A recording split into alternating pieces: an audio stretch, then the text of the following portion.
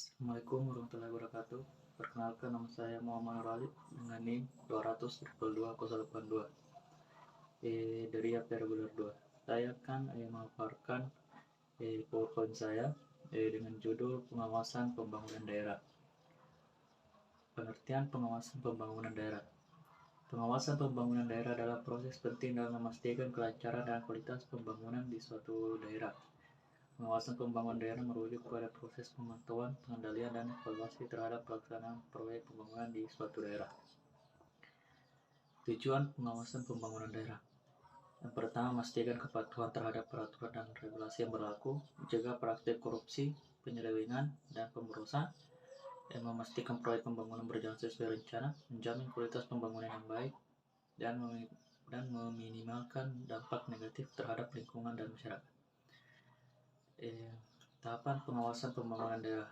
Pertama, perencanaan pengawasan. Kedua, pemantauan pelaksanaan proyek. Tiga, evaluasi hasil pembangunan. Keempat, tindak lanjut dan pengawasan pasca pembangunan. Perencanaan pengawasan pembangunan daerah. Menentukan prioritas proyek pembangunan yang akan dipantau. Menyusun rencana pengawasan yang mencakup sasaran, metode, dan indikator kerja. Mengalokasikan sumber daya yang memadai untuk pengawasan. Pemantauan pelaksanaan proyek. Melakukan inspeksi fisik proyek untuk memastikan kesesuaian dengan rencana, memeriksa laporan keuangan pengelolaan kontrak dan administrasi proyek, memantau kinerja kontraktor dan konsultan yang terlibat, mengumpulkan informasi dan data terkait proyek.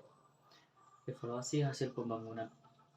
Menilai pencapaian proyek pembangunan sesuai dengan tujuan yang ditetapkan, melakukan pengukuran kualitas, keberlanjutan, dan dampak proyek, membandingkan hasil dengan standar atau regulasi yang berlaku, tindak lanjut dan pengawasan pasca pembangunan, menindaklanjuti temuan dan rekomendasi hasil evaluasi, memastikan pemeliharaan dan pengoperasian yang baik setelah proyek selesai, mengawasi penggunaan dan pemanfaatan fasilitas yang dibangun.